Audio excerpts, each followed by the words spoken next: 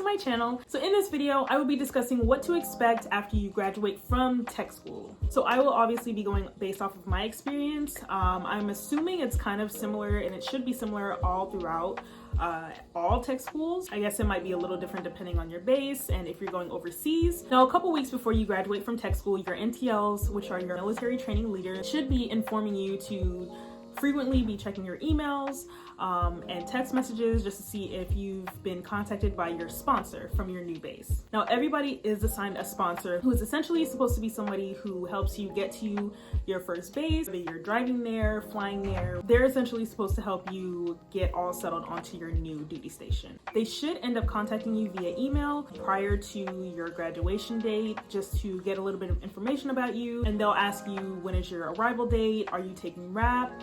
Which I might do a whole different video on RAP and what RAP is, essentially how you'll be getting there. Now, if you're planning to drive to your next base, which I did, you're supposed to contact them when you get there. 9 times out of 10, they're going to meet up with you and give you any paperwork or anything that you need to kind of get settled into either your new dorm or a hotel if there's no availability at the time, or get you settled into some kind of base housing or anything like that. And sometimes if you have a good sponsor, they will give you a tour around the base and just let you know where everything is. However, if you're planning on flying to your new base, they will more than likely be the ones to meet you at the airport and pick you up and bring you to your new base. And then that way they can give you all your information, kind of get to know you a little bit. Now, one thing that I encourage everyone to ask their sponsor once they get to their new base is, do I need anything? Do I need to bring anything for my first day of work? Do I need to, go out and buy something?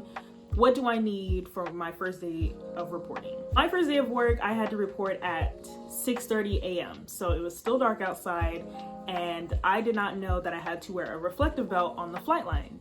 So luckily I still had mine from BMT and nobody chewed me out, but it was a little embarrassing wearing a BMT reflective belt, whereas everyone else had a regular one. So I would just say, to spare yourself embarrassment or, anything like that, to actually look like a newbie, just go ahead and ask. Just make a list of questions before you even get to your next base about any questions that you may have. And the entire time before you get to your base, those couple weeks beforehand, your sponsor should be in contact with you the entire time. Also, I've been told this recently, it doesn't matter if you like your supervisor or if your supervisor sucked, bringing you onto your new base, if they didn't tell you anything, if they didn't help you out at all. I've been told to keep on good terms with your supervisor / sponsor. Those are the people who are going to sign you off on things when it's your time to move off base. Those are one of the people that has to sign off on it. Be nice to your supervisor. That's all I'm saying, so that they can at least put in a good word for you when the time comes. Now, as far as travel goes, you will be reimbursed for your travel despite if you decide to fly or if you decide to drive. Now, there are limitations to how far you can drive a day and how many hours you're able to drive. With flying, it doesn't really matter. You will get a fixed amount of money that you'll receive to reimburse you for your travel. It'll pay for gas, your hotel, and I think it might pay for food, but I don't remember if food was included. But I would just say, don't go all out. Just keep it, nice and simple so that you're not overspending what you're getting reimbursed. The price of your plane ticket will be reimbursed as well. I would say though, if you do plan to be reimbursed for your travel, for your plane ticket or your gas or anything like that, keep all of your receipts. Keep all the receipts that you get for how much your plane ticket was, how much you spent on gas, your hotel amounts. Keep all of that, because when you get to your base, when you go to the finance department, you'll have to turn all that stuff in order to get reimbursed. I ended up using my credit card for the entire thing, so I wouldn't have to come out of pocket. And then I could just go ahead and pay that full amount off as soon as I got reimbursed and just put that straight towards what I spent on my credit card. One of my subscribers also asked me if younger ranks get treated differently, as the new guys pretty much. And I want to say yes and no. I guess it just depends on who you let walk all over you. For my job specifically, from what I've experienced, there's nothing that's really like hazing. Just keep in mind, as a new guy, you're probably going to be doing a lot of B work, okay?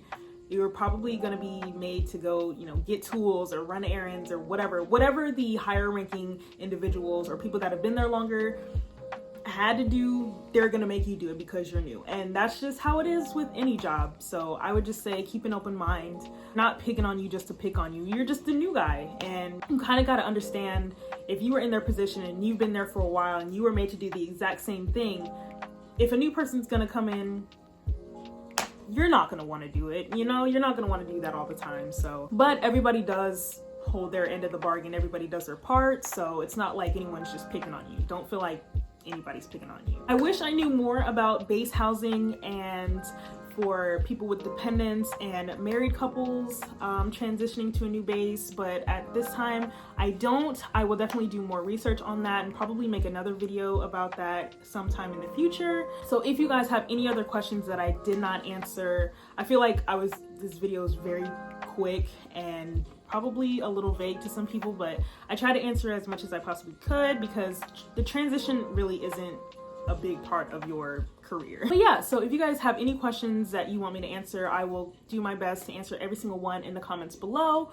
Or if you feel more comfortable, DM me on Instagram. Go ahead and follow me on my social media. That's in the description box. But that is it for this video. Go ahead, like, subscribe, and hit that bell button so you guys can be notified anytime I do post more videos like this. And I will see you guys in the next one.